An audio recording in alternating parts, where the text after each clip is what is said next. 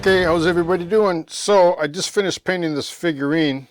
I tried to film it, I really did. It was really difficult, and I'll tell you why. So I didn't have much problem painting all the equipment and the uniform, because it's sort of standard, I think, almost like painting a vehicle. But the skin tones, like the hands and face, like I haven't done for, like, I'll be honest with you, like I don't think I've painted a figurine for 20 years.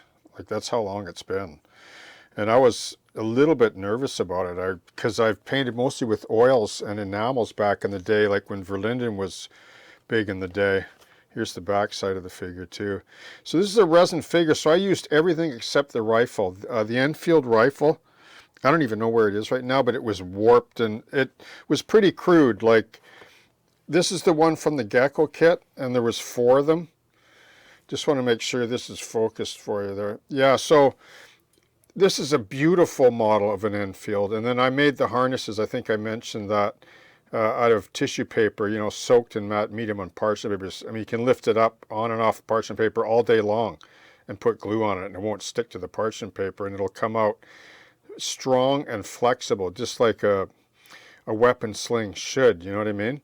So that I'm really happy with. That'll go nice with the figurine, because I'm building it stock out of the box pretty much apart from that. Okay, and I'm not changing the posture obviously because it's solid resin.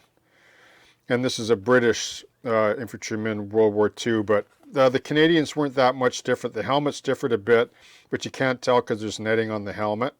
Okay, and the boots on the Canadians, the leggings were all black, which I thought was really cool.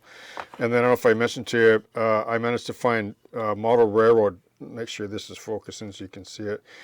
Model Railroad font for Canada, and then I just scribbled painted the Queen's Own rifles. I couldn't find red font that small. You can't, I don't think it matters at this point because there is some impressionism when we build models like this.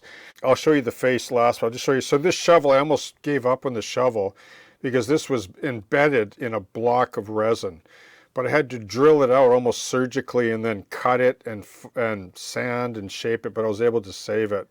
I had to taper the tip down a little bit, but I'm really glad that I saved that, and this pops off because it's the only way you can put it through the pack sack, which is right here, which I thought, you know, like it's all blobs of resin, right? But it's pretty good for its day. Like the detail, I was really surprised how good it really is. And this was a brand new figurine from Japan. It was in the original seal and everything. What a smell though, eh? That resin smell. And then here's the helmet, which I revised a little bit with straps. Okay, I thought the open straps would look cool. Okay, I'll show you a picture of it when it's all put together. And then here's some of the packs. I think these are Bren gun carrier packs because they're larger than just the Enfield bandoliers. Yeah, so here's the hands, which are, you know, they're okay. You know, they turned out not too bad. A little bit challenged to paint in acrylic, but I got it done, I think. And then here's the head, which I think turned out okay. He looks a little bit like Professor Cunningham.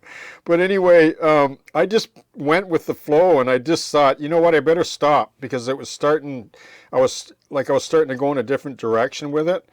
I think with figurines, like, they just are what they are. You just paint to a certain point and then move on and then paint another figurine. That's the best way to learn how. Like, don't get OCD over one figure, because you can never predict how a figurine is going to turn out anyway. Even the pros say that, like the masters, like they'll tell you that some figurines have all the magic, and I'm not belittling their skill and achieved you know, expertise. So I'm just saying that, you know, like this was an okay sculpt, but it's not up to the standard of what you see today, you know, like other sculpts and other scales and so on. But it's okay for whatever it was. I think it was late 70s or something, or early 80s. Okay, so that'll look pretty good, you know. Okay, so I'll put it all together and it'll look really cool, I think, on the diorama, okay?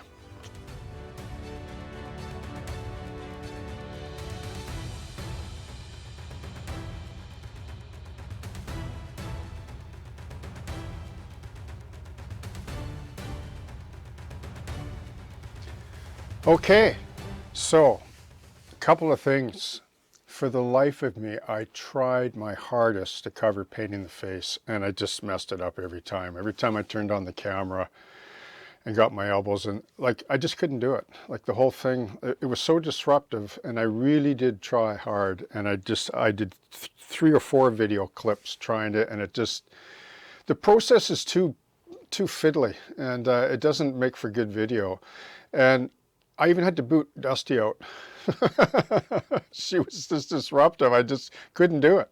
And you know what's interesting? It didn't take that long, and I'm going to just explain it to you here. This is like 99% done. I just haven't done the weathering on the boots yet, because that gets done when I mount the figurine on the base, which will be for the final that follows this video. So this is what I used to basically paint the face. Now, all the figurines that I've done in the past were enamels and oils.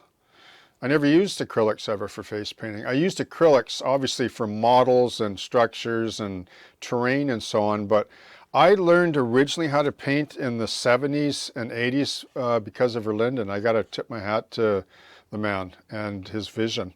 And, you know, he inspired a lot of people. Some people maybe didn't like his style. I loved his style, and I still do. And I love these figurines. They're classics. You can still get them if you go via eBay, and like, there's a place in Japan that has these figurines like originally sealed. Like, I was blown away. Like, I don't know, I think I mentioned I paid about 65 Canadian for it. I don't care. People pay that for model kits nowadays. So, and it's part of the, you know, greater whole of the diorama. So putting it together was fairly simple. I pin the parts and use acrylic, matte medium, just for the seams and everything. It's all plastic and resin in that sense. So I used to use brass pins for figurines, but they tend to oxidize after 20 years, and joints swell and come apart and crack and everything. I've had much better success with matte medium over a 20-year period. I've reviewed some of my models and other figurines, which mostly I sold and gave away and so on, and they seem to stand the test of time much better. So pretty happy with the way it turned out. And you know what's interesting is there are, let me just mention this again, so there are 1, 2, 3, 4, 5, 6, 7, 8 colors in this kit. Like, you can paint anything with this kit, like any kits now. Like, these are all acrylic. They do have a bit of a steep learning curve, but I only used 3 colors. I used basic skin tone, 70.815, beige red, 70.804, and then black red for the shadows, 70.859. That's it. I didn't use the other, you know, 4 colors or whatever. I just had no need to them, because when I finally got like to a point, I said, okay, that's it. I'm not touching it anymore. You know, so, you know, I'm not really normally, my style is not really high contrast, so I just sort of more historic painting style that kind of, you know, goes back to this style, and Shepard Payne and Bob Letterman, Louis Pruneau, to mention a few modelers that I highly respected in their day, that I feel were the godfathers of this whole genre of military dioramas and so on. So yeah, so the shoulder patch, I used decals from Model Railroad in Canada.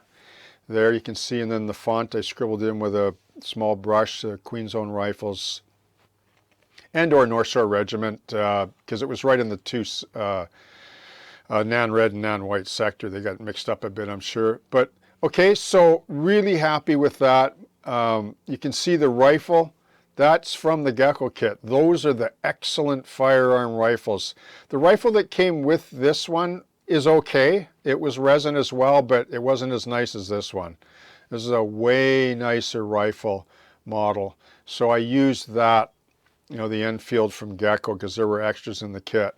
And that's about it. I didn't do much anything. Oh yeah, I put the straps, the helmet straps, on which I used like matte medium on toilet paper, and then cut it with scissors with strips and painted with matte medium after the color, and just glued them on with matte medium on both sides. So I noticed some helmets, they had the strap, the inner liner strap on the front, and then the chin strap as well. So I thought that would add a little extra texture to the model, which I thought was pretty good. And then all the other parts, the sack, the shovel, everything is all from the kit. So, okay. Really nice, actually, the way this turned out. Really happy I did do it. Thanks for being patient. Thanks for supporting the channel the way you do.